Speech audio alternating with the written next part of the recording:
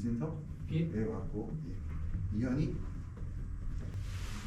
왔는데. 아, 그래, 바로 예. 그래, 좀 이따가 보면 나오시더라고요. 맞습니다. 오늘은 그 냉방장치비 그 앞에 보이나요? 네, 보입니다. 네. 냉방장치 종류비 특성에 대해서 설명할게요. 여기서 냉방장치 하면은 우리가 이제 온실에서 사용되는 스마트폰에서 사용되는 냉방장치는 뭐가 있을까요? 에어컨 될까요? 비슷한 거 있지 않습니까? 에어컨이 될 수도 있는데 실질적으로 에어컨을 거의 사용하죠. 흔히 말해서 에어컨 하면 히트펌프라고 볼 수 있는데 히트펌프가 에어컨이에요. 근데 에어컨을 거의 사용하지 않아요. 그 이유가 일단은 비용이 많이 들어가고 설비 비용도 많이 들어가고 두 번째가 에너지 비용이 너무 많이 들어가요. 그래서 온실에서는 일반적으로 우리가 그 흔히 말하는 가장 흔히 말할 수 있는 에어컨 난방을 하지 않는다. 이게 원칙이고 그러면 우리가 어떤 냉방 장치가 있을까 해서 좀 볼게요. 우리가 실제로 온실에 사용되는 것들, 스마트폰에 사용되는 것들.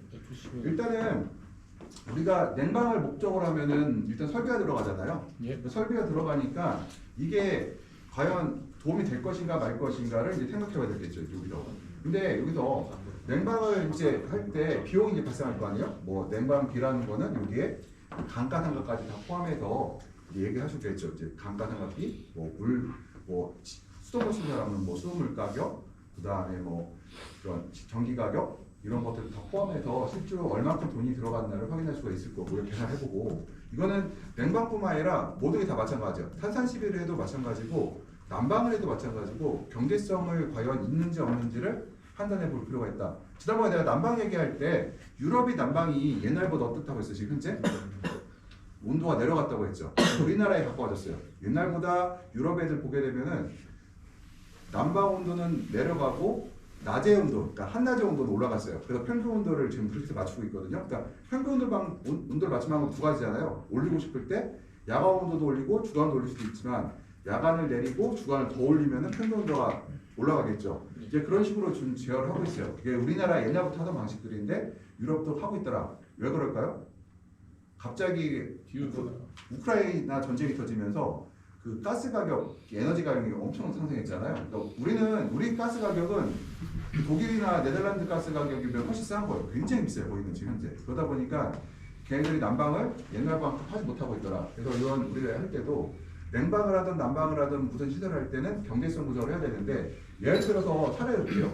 우리가 냉방을 할 때 1,000만 원, 3,000만 원이 들어갔는데 조수익이 1억, 2억이고 실제로 얻은 수익이 만약에 1천 투자해서 1억 7천 먹고 1,000만 원 투자해서 4,000만 원 번다고 하면 우리가 냉방을 하는 게 낫겠죠. 예. 이런 개념으로 접근해야 된다는 거예요. 그 조수익과 냉방비를 빼고 냉방 경제성인데 냉방 장치 조건 중에서 우리가 일단은 저렴할수록 좋겠죠.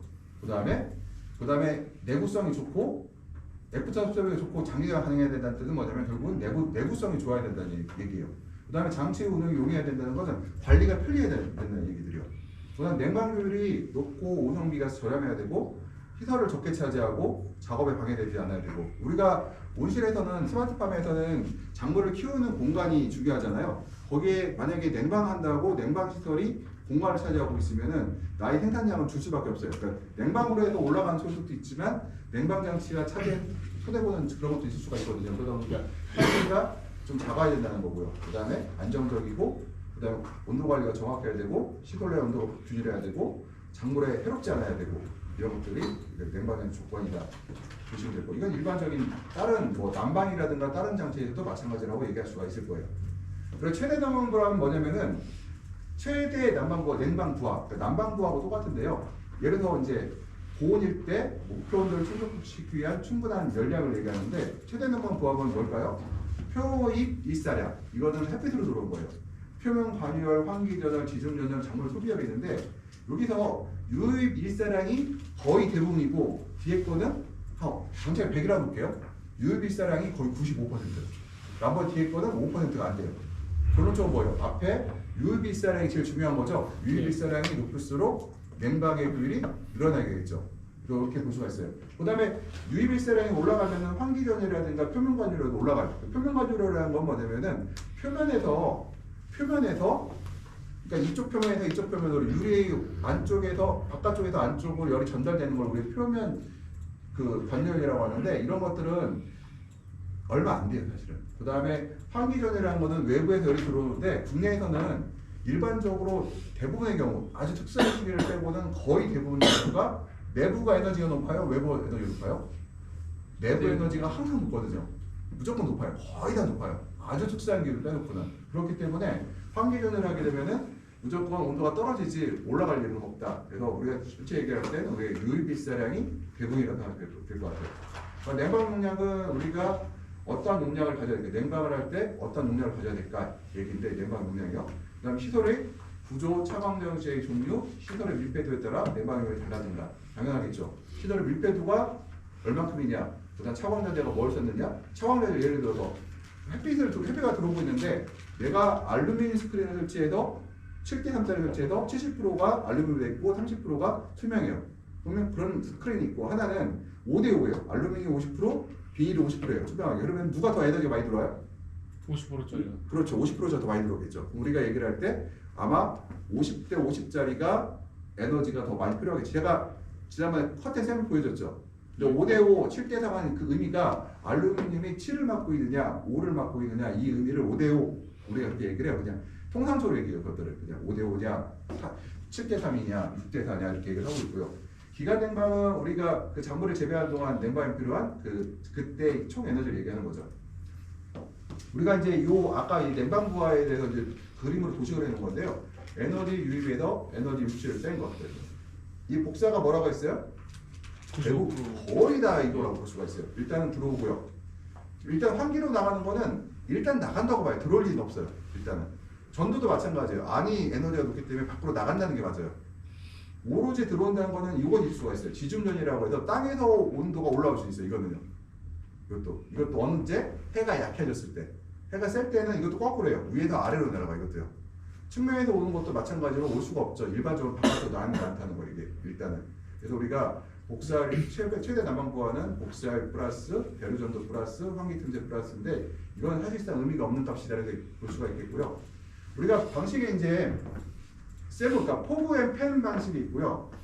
포그 방식, 그러니까 포그로 쏘는 게 있고, 그 다음에 패드 앤 방식이라고 해서 이거는 우리나라 잘 쓰지 않는 온실인데 이것도 그냥 표시해놨어요. 뭐냐면 패드 앤 펜 방식 같은 경우는 작은 온실이라든가 아니면은 아마 예산에 가면 일부 육묘장에서 패드 앤 펜 방식으로 냉방을 하는 그런 육묘장들이 있어요. 있고 포그 방식은 아마 제일 많이 보게 될 거예요. 저랑 만약에 이제 다음 주 이제 4월 됐으니까 이제 제가 다다음 주 정도부터 한 3명 4명씩 이렇게 같이 다닐 건데 가보게 되면은 거의 첫 번째 포그 방식으로 냉방을 하는 것들을 많이 볼 수가 있어요. 그다음에 그러면은 세 번째가 히트펌프 냉방인데 이거는 저기가 이 패드 방식과 포드 방식은 뒷변에 자세히 설명을 드리고요. 히트펌프는 그냥 하면 에어컨.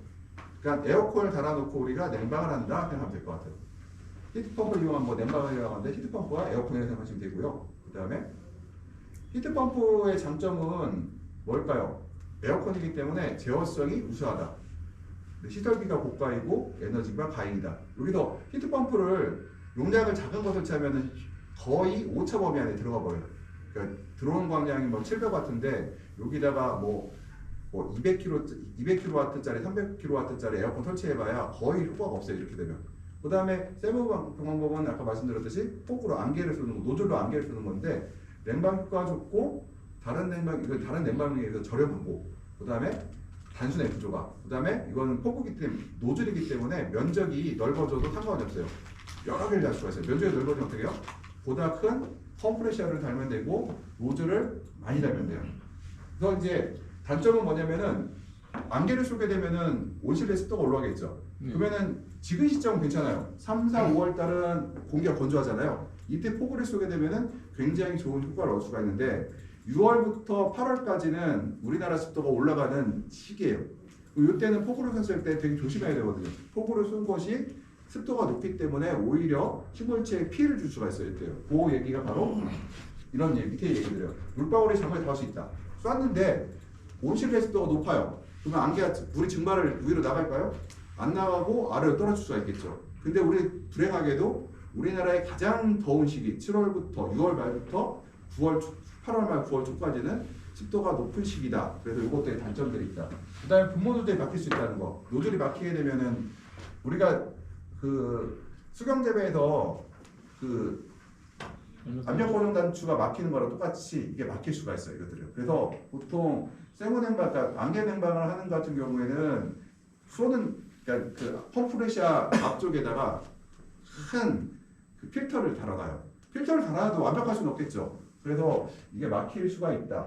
그래서 막히게 되면은 여기 이게 막힌 시간 되면 막히거든요. 일단 노즐 전부 교체해야 되는 필요가 있고요.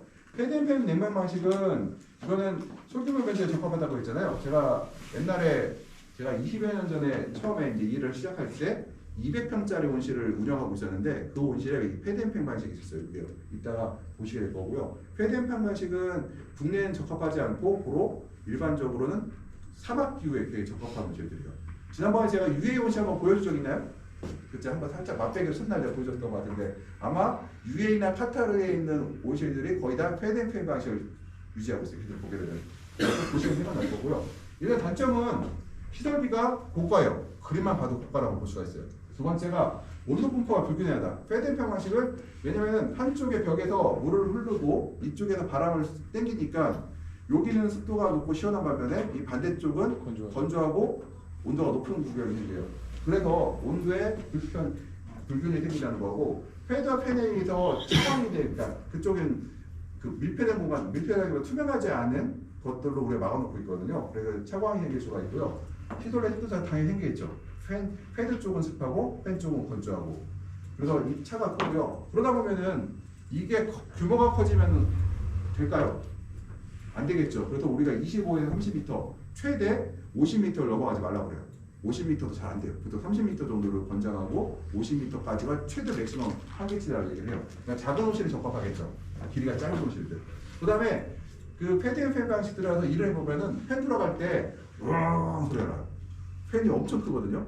시끄럽다 이것들이. 그래서 이것들은 보통 일반적으로 저희가 보면은 육묘장에서 많이 볼 수 있어요. 우리나라에서. 포구 방식을 볼게요. 포구 방식은 우리가 어떻게 냉방을 하느냐, 우리가 증발 냉각이라고 하거든요. 그러니까 물이 증발할 때 주변의 물을 열을 뺏어 갖고 하잖아요. 그 원리에 이용한 것들이에요. 보통 우리가 물을 증발할 때요, 100도씨, 그러니까 물을 갖다가 우리가 이제 그 1g의 물을 증발시킬 때 우리가 540 칼로리라고 해요. 1g의 물을 증발시킬 때 540 칼로리. 이건 뭐냐면은 증발열이라고 해요. 우리가 이제 X양에서 기상으로 상변화, 그러니까 X양이라는 거에서 기상으로 바뀔 때, 그러니까 액체에서 기체를 우리가 변하는 걸 상변화라고 하는데 이 상변화 발생할 때 보통 우리가 대략적으로 약간 다르긴 하지만 일반적으로 우리가 1리터의 물을 증발할 때 보통 2,500kJ 정도의 에너지가 필요하다 이렇게 얘기를 해요. 2,500kJ. 그걸 이제 놓고 볼게요. 여기 보게 되면은 이게 540 칼로리 1g을 증발시킬 때 540 칼로리가 필요하다고 했잖아요. 그러니까 물을 1리터에 1g을 1도 올리는데 1칼로리가 필요한데 그런 다른 개념이에요. 그러면은 1g의 물을 증발시킬 때 540 칼로리. 이거는 100도씨가 되든 0도씨가 되든 1도씨가 되든 이거는 상을 변화시킬 때 사용되는 에너지가 이만큼이라는 얘기예요. 540에다가 우리가 이제 온실을 운영하는 사람들은 다들 뭐 써요? 와트와 줄을 사용하게 돼 있잖아요. 그럼 우리가 540에다가 보통 우리가 얼마를 곱하냐? 4.2를 곱해요. 여기다가 4.2를 곱하면은 외워놔요. 나중에 이제 칼로리 이거 내가 물어볼 거예요. 대충 맞추면 돼요. 우리가 칼로리에다가 4.2를 곱하면은 그게 줄이에요. 그러면 540 칼로리 곱하기 5.2 4.2 하면 얼마예요? 2260 줄이 나오겠죠. 이거는 2.226 킬로줄이 되고 그러면은 요게 1g이잖아요. 그러면 얘를 갖다가 그러면은 1리터로 바꿔봐요. 그러면은 1리터로 바꾸면 우리가 보통 한 2,200, 2,500 정도로 우리 잡아야 되거든. 그러면은 우리가 25도의 물을 증발을 하고 되면은 우리가 2.5kJ 정도 그람당이 필요하다고 하거든요. 2.5. 그러니까 100도씨 물이잖아요. 얘는. 보통 우리가 25도라고 상온을 그러니까 우리가 얘기할 때 그냥 상온 자체를 갖고 얘기를 해요. 이거는 그래서 보통 얘기를 할 때 우리가 100도씨 물로 온실을 운영하진 않죠. 그러니까 보통 20도에서 뭐 18도에서 25도 사이에 우리가 운영하니까 보통 1리터당 2,500kJ 정도가 있어야 상변화를 통해서 기체가 된다 이렇게 얘기를 해요. 일단 그러면 4.6을 되는데 그냥 4.1이에요. 그냥 대체가 4.2kJ라 얘기하고 그러면 우리가 보통 우리가 그 그람당 2,500줄 정도 필요하게 돼 있고요. 우리가 이론상으로는 실내 온도를 외부의 습도 온도까지 낮출 수 있다. 이게 뭐냐면은 실내 온도가 언제까지 내려갈까요? 내가 안개를 아무리 쏴도 습도가 올라갈 수가 없겠죠. 외부 습도와 같아질 때까지만 가능해요. 왜 그래요? 교환이 일어나잖아요. 외부랑 내부랑. 교환이 일어나게 되면은 내가 아무리 쏴도 더 이상 떨어지지가 않아요. 그래서 우리가 이거 일단 얘기를 할 때는 일단은 냉각초이라는 거는 내부의 온도, 내부의 습도차가 절대 습도가 같아질 때까지만 우리가 떨어진다고 얘기를 해요. 증발 효과는 이게 세븐 엠바의 원리니까 포븐 엠바의 원리가 얘기해 보면요, 증발 효과라고 생각하면 돼요. 뭐냐면은 우리가 물이 묻었을 때 손에 바람 선풍기 앞에 있으면 어떻게 돼요? 팔이 선풍기 바람 앞에 보면 굉장히 시원하죠. 바로 체온을 뺏고 그 물이 사람의 체온을 갖고 날아가는 걸 얘기하잖아요. 이걸 우리가 볼 때 그 폭우로, 그러니까 쌤으로 쏴서 안개를 통해서 하늘을 증발하면서 날아가는 그 증상을 뭐라고, 그 열을 뭐라고 하냐면 우리가 현열이라고 해요. 그래서 자멸이라고 해요. 자멸. 자멸과 현열은 뭐냐면 현열은 눈에 보이는 열이에요. 자멸은 눈에 보이지 않는 열. 그러니까 뭐냐면은 30도씨인데 30도예요. 지금 30도인데 만약에 물이 0이에요. 그럼 바로 우리가 30kJ의 에너지가 1kg의 공기에 30kJ의 에너지가 있다고 얘기해요. 그러니까 다시 해볼게요. 30도씨야. 30도씨인데 공기 온도가 30도씨야. 근데 물이 0이야. 그러면은 우리가 뭐라고 하냐면 30kJ의 에너지가 있다고요. 그러니까 우리가 30도, 50도잖아요. 50도라는 얘기는 뭐냐면은 물이 하나도 없다고 하면은 50kJ의 에너지가 그 안에 있어요. 50kJ는 현열이에요, 자멸이에요? 숫자로 보이잖아요. 현열이죠. 현열. 그러니까 다시 70도씨의 물인데 70도씨예요. 공기가 70도씨인데 물이 0이야. 그러면은 현열이 몇 줄이에요? 70kJ죠. 그렇죠. 이제 머릿속에 0이 물이 공기 중에 하나도 없다고 하면은 그 온도가 바로 공기 1kg에 바로 현열이 돼요. 우리가 엔탈피라고 하는 키로 줄여 표시되는 현열이라는 거였더래요. 다시 그러면 30도씨의 물은 30도씨의 공기 1kg은 현열이 몇 킬로줄이에요? 30kg줄이죠. 30kg. 내가 물어볼게요. 이거 시험 문제. 이거는 바로 써야 돼요. 이거는 공기가 물이 없다. 그런 공기는 없어요. 자연 상태에서는. 그런 공기 있을 수가 없죠. 그렇지만 우리가 이론상으로 얘기를 할 때 그렇다는 얘기들이요. 그다음 그러면은 세븐 엠바이어라는 뭘까요? 시설 안에 세물을 분모하여 냉방하는 방식이죠. 볼게요. 시설 안에 이제 볼게요. 우리가 액체가 이제 기상이 돼요. 액체가 기체가 돼요. 우리가 상변화라고 했잖아요. 상변화가 되면은 어떻게 될까요? 에너지를 공기가 이게 액체에서 기체로 변하면 운동 에너지를 가져야 되거든요. 에너지를 갖고 있어야 돼요. 에너지가 물 분자를 떼는 에너지예요. 이것들 물 분자를 떼는 이것들이. 그러면은 그 에너지를 어디서 갖고 오느냐? 이 공기 중에 있는 에너지를 갖다가 내가 빨아당겨요.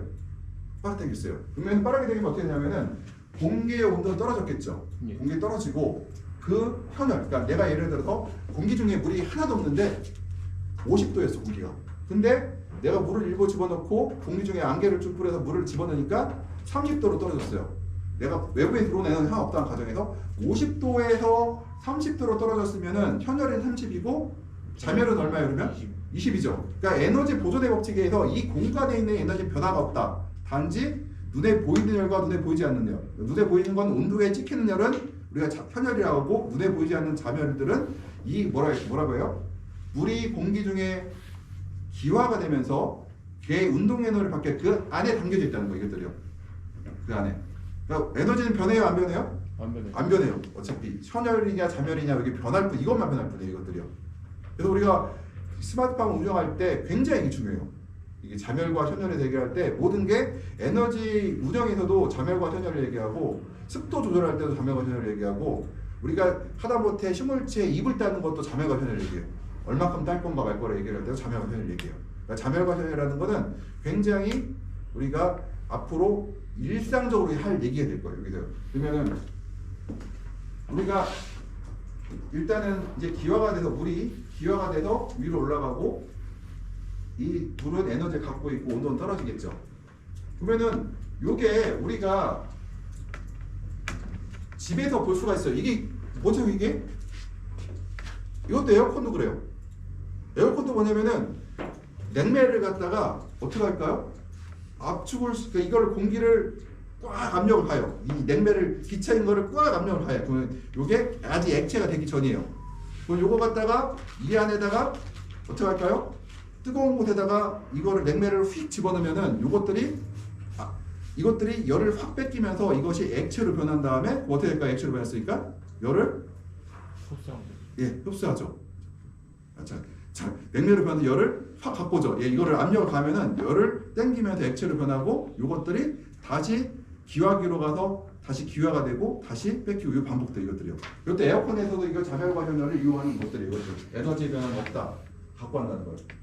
우리가 보통 일반적으로 얘기할 때 세부 냉방을 안개 냉방을 하게 되면 뭐 최대 5도에서 7도까지 내려갈 수 있다고 하는데 이것들은 뭐와 관련이 있을까요? 공기가 건조하면 건조할수록 냉방 효과가 올라가고 습하면 습할수록 어때요? 냉방 효과가 떨어지겠죠. 이것들이요. 그래서 우리가 냉방이 가설을 이용하여 식물 생장 및 생산을 향상시키다. 이건 뭐 여태까지 냉방이 뭐라고 했어요? 그럼 보면 우리가 말하는 에어컨 난방이 아니죠. 뭐예요? 물을 갖다가 공기에 뿌려줌으로써 안개를 만들어서 우리가 온도를 떨어뜨리는 과정들이에요. 이것들이요. 그러면은 우리가 세부 냉방의 조건은 첫 번째가 세부가 증발할 여력이 많아야 한다. 이건 뭐예요? 공기가 건조해야 된다는 얘기죠. 그러니까 실내 내 실시간 내 절대수가 낮을 수 없다. 이건 뭐예요? 여력 이것도 마찬가지죠. 증발을 잘할 수 있는 조건이라는 거죠. 이것들이요. 그러니까 절대습도 상대습도를 지금 다음 시간에 요거 끝나고 다음 여기서 이제 오늘 중에 할 거예요. 그러니까 절대습도 상대습도의 개념을 얘기를 할 때 얘기를 할 건데 아무튼 우리가 물이 증발할수록 상대습도보다는 절대습도 중심으로 생각해야 되지만 굉장히 어렵기 때문에 상대습도가 낮을수록 포구 냉방 효과가 좋다고 생각하면 무방하다. 일단은 절대습도 생각해야 되지만 우리가 일반적인 우리가 갖고 있는 습도계들이 거의 상대습도계이기 때문에 상대습도가 낮을수록 더 많은 물을 땡길 수가 있다. 온도를 떨어질 수가 있다. 그래서 절대습도는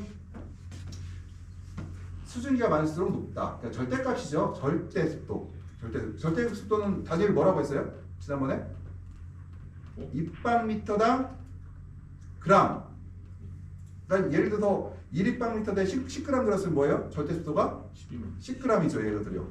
상대습도는 뭐예요? 달라지죠. 상황이 10g의 물이 예를 들어서 내가 공기 중에 1입방미터의 물이 10g이에요. 근데 절대습도가 20g인 곳에 10g의 물이 들어있으면 뭐예요? 상대습도가 50%죠. 이거죠. 근데 내가 공기 중에 12g의 물, 그러니까 11g밖에 물이 못 들어가는데 이 안에 10g이 들어있어요. 그럼 어때요? 상대습도 90 몇 퍼센트 되겠죠. 이때는. 그래서 절대습도는 변하지 않는 값이고 상대습도는 퍼센티지 값이다. 이게 내가 이 공기 중에 물을 얼만큼 집어넣을 수 있는데 현재 물을 얼만큼 갖고 있냐가 바로 그 얘기죠. 증기압고차는 우리가 압력차를 갖고 계산하는데요. 그러니까 이 압력을 하는 건 뭐냐면은 수증기가 많이 들어가 있으면 압력이 세지고요. 수증기가 적으면 압력이 떨어지거든요. 최대 얼만큼 내가 압력을 채울 수 있는 거와 채우지 못하냐의 차이를 압력 차이를 우리가 포차라고 불러요. 이것들이요. 옛날에는 포차 갖고